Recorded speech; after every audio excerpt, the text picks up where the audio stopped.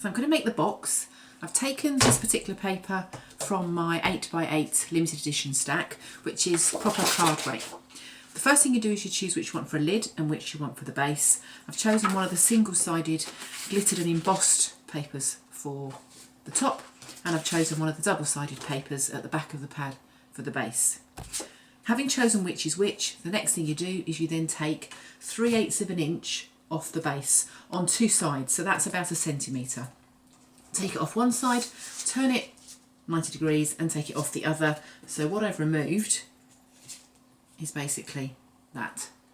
Alright, now those bits you don't necessarily need. What that means is that your base will nestle perfectly inside your lid.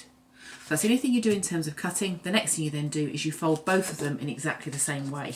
So I'll start with the lid. First you need to do is find the middle. So I'm just marking that with a pencil and a ruler.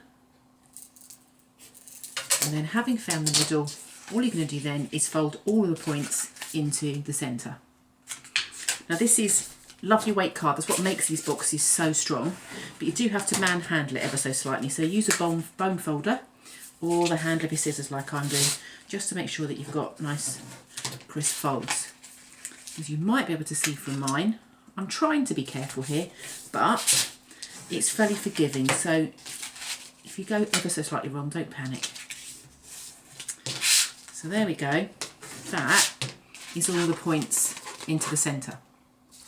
We now need to take all the sides into the centre. You can't do all four at once, so you do them in pairs. So the first one goes in here. As you're doing it, just check that you're trying to line it up along the side so you're nice and straight. Again, fold that over, come round and do the other one. This is where it starts to get slightly heavy because this one's obviously embossed and glittered, but that's fine. Now you might be able to see from there that I've not taken those all the way into the centre. In other words, where all the points cross. I have left a gap.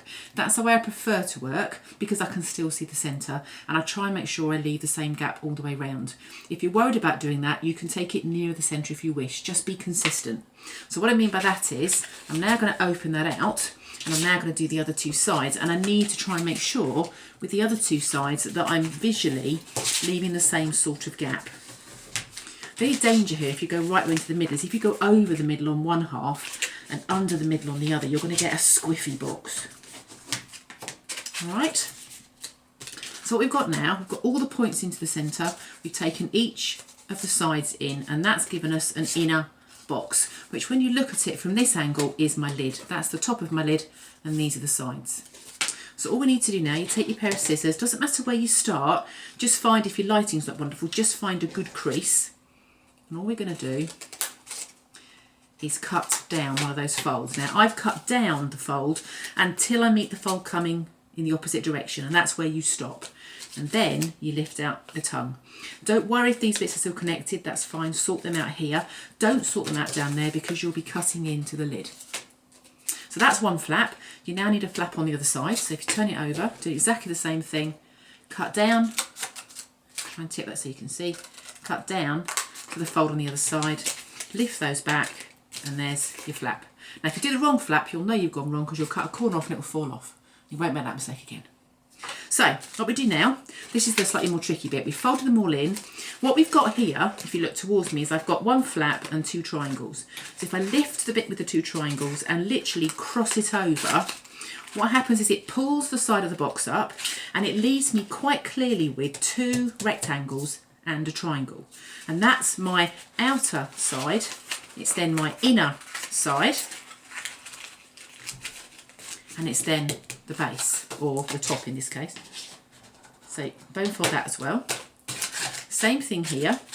Going to cross over those two triangles. And quite often, particularly with my ones where I've left a gap, I see a little V notch there, which is what I'm looking for. Again, I've got my sides. Lift up the outer, take it over the front. So that gives me my two sides. And then just bone fold. So what you're doing in this is it's reinforcing the sides, and that's what helps to make it a strong base or lid.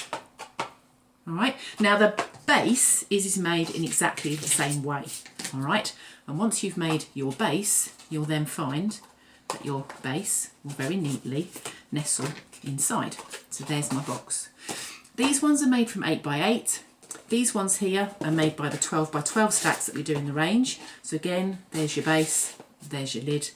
And then this one, cute, is made from the 6x6. And again, as I open it up, there's the lid and there's the base.